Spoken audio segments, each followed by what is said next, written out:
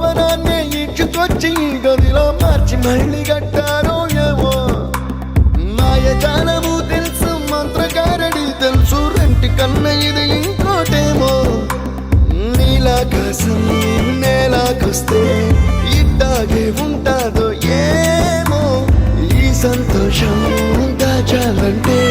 హృదయాలు ఓ వంద కావాలేమో ఇంతందంగా ఉంటుందా ఈ లోకం